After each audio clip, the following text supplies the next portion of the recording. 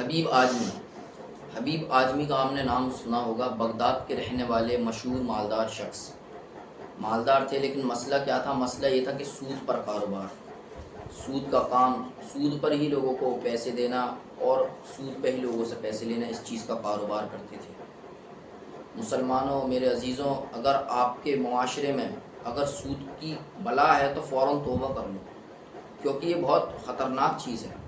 میرے حبیب صلی اللہ تعالیٰ علیہ وسلم فرماتے ہیں کہ اگر کسی نے سود کا ایک لقمہ بھی کھایا نا، ایک لقمہ، تو اس کا گناہ اتنا بڑا ہے کہ کسی نے اپنی ماں کے ساتھ کعبہ شریف کے سامنے زنا کیا۔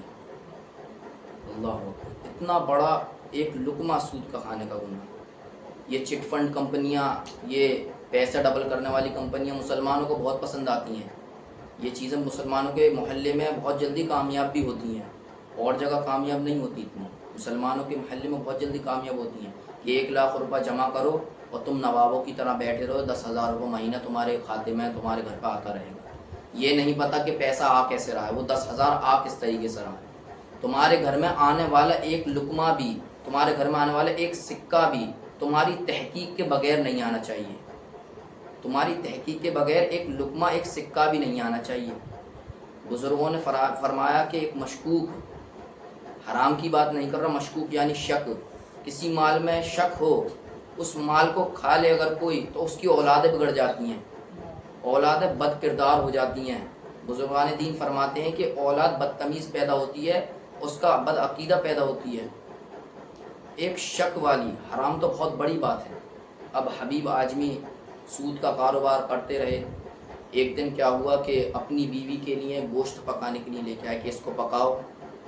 اب بیوی نے کہا کہ لکڑیاں نہیں ہیں، تو حبیب اعظمی نے کہا کہ ٹھیک ہے، فلاں جگہ سے میرا سود آتا ہے، وہاں سے سود پر لکڑیاں لے آؤں گا۔ اب سود پر لکڑیاں، سود پر آٹا، گھر کا سارا سامان سود پر ہی آ رہا۔ بیوی نیک تھیں، بیوی سمجھاتی رہیں اپنے شوہر کو، اللہ سے دعا کرتی رہیں کہ اللہ میرے شوہر کو ہدایت دے دے، کہتی رہیں کہ اس کام کو چھوڑ دیں، اور اللہ سے بھی دعا کرتی رہیں۔ اب حبیب اعظمی نے گوشت دیا اور سالن پکانے کو۔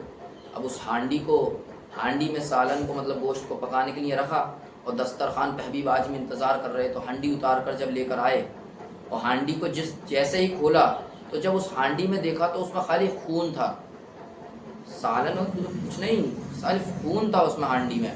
حبیب اعظمی نے دیکھا اور دیکھ کے حیران ہوئے، اور اپنی بیوی سے پوچھا یہ کیا؟ بیوی نے جواب دیا کہ جب لوگوں سے سامان سود پر لاتے رہو گے، لوگوں سے سامان سود پر لاتے رہو گے تو اللہ تمہیں دنیا میں بھی خون کھلا رہا ہے، آخرت میں تو کیا حال ہوگا۔ اللہ اکبر۔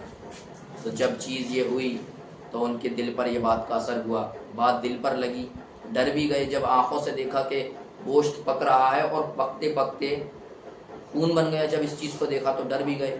اب گھر سے باہر گئے تو وہاں بچے کھیل رہے تھے، تو ان بچوں میں جو کھیل رہے تھے ان میں ایک بچہ جو کہ سب بچوں سے چیخ کے کہتا ہے جیسے حبیب اعظمی آتے ہیں کہ بچوں ہٹ جاؤ، یہ سود خور آ رہا ہے، اگر اس کی پرچھائی بھی ہم پر پڑ گئی تو ہم برے ہو جائیں گے۔ جب یہ بات لگی، حبیب اعظمی نے دیکھا تو انہیں دل سے برا لگا اس بات کو، تو دیکھا کہ اللہ سے معافی مانگی کہ اللہ میں کتنا برا ہوں، لوگ میری پرچھائی سے ہی، مطلب میرے پرچھائی کا پرچھاوا پڑنے سے بھی ڈر رہے ہیں کہ میں برا نہ ہو جاؤں۔ اس چیز کو دیکھا تو دل پر اثر بھی ہوا۔ اب سوچا کہ میں اس کام کو چھوڑ دوں گا اور اللہ کی بارگاہ میں توبہ کر لوں گا۔ اب توبہ تو کر لی، لیکن مسئلہ کیا تھا؟ مسئلہ یہ تھا کہ کوئی کام کرنا آتا نہیں تھا، گھر کا کام کیسے چلانا۔ اب اپنی بیوی کے پاس گئے اور بیوی سے کہا کہ میں نے توبہ کر لی ہے میں نے، اور اس کام کو بھی چھوڑ دوں گا۔ بیوی نے سجدہ شکر عطا کرا، اللہ کا شکر عطا کرا، اور کہا کہ دلاسا دلایا، اور یہ بھی کہا کہ اب میں آپ سے کسی چیز کا مطالبہ نہیں کروں گی، آدھی روٹی بھی لا کر دو گے تو میں اللہ کا شکر ادا کروں گی، کیونکہ اب آپ حلال رزق کی طرف بڑھ رہی ہیں، تو آپ آدھی روٹی بھی لائیں گے تو میں اللہ کا شکر ادا کروں گی۔ انہوں نے دلاسا دیا اور کہا جائیے نوکری کریے۔ اب گھر سے باہر گئے، اب کچھ نوکری کیا کرتے، بچپن سے کچھ کرا نہیں، کام کچھ کرا نہیں، عمر ہو گئی ہے، اب نوکری کیا کرتے۔ پریشان ہو کے ایک دیہات گاؤں وہاں گئے اور اس کی ایک مسجد میں جا کر بیٹھ گئے، پورے دن مسجد میں بیٹھے رہے، نمازیں ساری پڑھ لیں۔ عشاء کا وقت ہوا، عشاء کی نماز کے بعد اللہ کی بارگاہ میں رونے لگے، کہنے لگے یا اللہ میں نے اس کام کو چھوڑ دیا لیکن نوکری کوئی ملی نہیں، نوکری کچھ کر نہیں سکتا، میرا گھر کا خرچہ سب کچھ کیسے چلے گا؟ تو اللہ کی بارگاہ میں روئے اور کہا کہ اللہ میرے کچھ کام کا انتظام کر دے۔ پھر رات ہوئی تو گھر پر گئے، بیوی نے پوچھا کچھ نوکری ملی، کچھ کام ملا؟ تو بیوی سے کہا ہاں ایک بادشاہ کی خدمت میں نوکری لگ گئی، ایک بادشاہ کی خدمت میں نوکری لگ گئی، یہ بہت اچھی نوکری ملی۔ بیوی نے کہا اچھا ٹھیک ہے۔ پھر ایسے ہی اگلا دن آیا، پھر مسجد میں جا کر بیٹھے، پورا دن ایسی گزر۔ پھر رات کو دیر سے گھر آئے، پھر بیوی نے پوچھا جہاں نوکری ملی تھی وہاں سے کچھ اجرت ملی، تنخواہ ملی؟ تو بیوی سے کہا کہ آج نہیں کل ملے گی۔ اسی طرح کر کے تیسرے دن، چوتھے دن، 5 دن ایسے ہی گزر گئے۔ جس دن 5واں دن آیا اور رات زیادہ ہو گئی تھی تو آ رہے تھے، پاؤں بھی بوجھل ہو گئے تھے، سوچ رہے تھے کہ اب کیا ہوگا، بیوی پھر پوچھے گی، پھر جھوٹ بولوں گا، میں کیا کروں؟ میں پھر پوچھے گی کہ تنخواہ ملی یا نہیں ملی، روز روز جھوٹ بول کے میں نے تو کیا ہی کرنا ہے، اب میں کیا بہانہ بناؤں؟ تو جب گھر کے پاس پہنچے تو دیکھا گھر کے باہر بہت روشنی تھی، گھر کے بعد بہت زیادہ روشنی ہو رہی تھی۔ اب گھر کی طرف بڑھے، پھر سوچا، من میں خیال آیا کہ بیوی کو کیا جواب دوں۔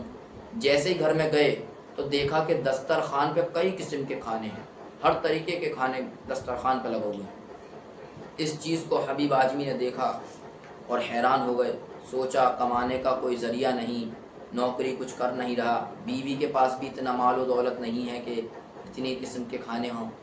اب اس چیز کو جب حبیب اعظمی نے دیکھا تو حیران ہو گئے اور اپنی بیوی سے جلال میں پوچھا یہ سب کیا ہے؟ تو ان کی بیوی کہتی ہیں کہ کیا مذاق کرتے ہیں آپ، کیا مذاق کرتے ہیں؟ جس بادشاہ کے یہاں آپ نوکری کرتے ہیں وہیں سے ایک سپاہی آیا تھا اور یہ سب سامان دے کے گیا ہے۔ حبیب اعظمی نے یہ سب سنا، حیران ہو گئے۔ اور بیوی نے کہا وہی سپاہی دے کے گیا ہے اور یہ کہہ کر گیا ہے کہ رات کو تیرا شوہر آئے تو اس سے کہہ دینا یہ تو 5 دن کی اجرت ہے، 5 دن کی تنخواہ ہے، اور محنت کرے گا اور زیادہ اجرت ملے گی۔ حبیب اعظمی نے اتنا سنا وہیں چکر کھا کر گر گئے۔ اب بیوی نے اٹھایا، ہوش میں آئے جیسے ہی تو بیوی نے پوچھا کیا معاملہ ہے، گر کیسے گئے؟ تو پھر بھی اپنی بیوی سے کہتے ہیں میں تجھے سچ بتاتا ہوں، میں نے کوئی نوکری نہیں کی، مسجد میں جاتا تھا، بیٹھا رہتا تھا، آج رات کو آ رہا تھا تو سوچ رہا تھا تو میں کیا جواب دوں گا، اس چیز کو میں سوچ رہا تھا کہ روز جھوٹ بول رہا ہوں، آج کیا بہانہ لگاؤں گا۔ وہ میرا رب کتنا غیرت مند ہے، کتنا رحیم ہے، تیرے سامنے بدنام ہونے سے بچانے کے لیے اس نے جس بادشاہ کے سپاہی کو بھیجا تھا، جس بادشاہ کے سپاہی کو بھیجا تھا وہ کسی بادشاہ کا سپاہی نہیں تھا بلکہ اسی رحمان کا، اسی رحیم کا کوئی فرشتہ تھا۔ سبحان اللہ، اسی رحیم کا کوئی فرشتہ تھا۔ اور وعدے کو تو بہت باتیں ہیں لیکن اس بات کو اگر دیکھا جائے کہ انہوں نے ایک بار توبہ کری تو ان کے مطلب سارے گناہ معاف ہو گئے اور اللہ نے ان کے لیے سارے دسترخوان کشادہ کر دیے، ہے نا، سارے دسترخوان کشادہ کر دیے۔ پھر اس کے بعد اسی دسترخوان سے اٹھ کر حبیب اعظمی باہر کی طرف گئے اور چلتے چلے گئے اور ایسی عبادات، ایسے مجاہدات کیے کہ اس مقام عظمیٰ پہ فائز ہو گئے جس مقام کی غوث اعظم رضی اللہ تعالی عنہ بھی تعظیم کرتے ہیں۔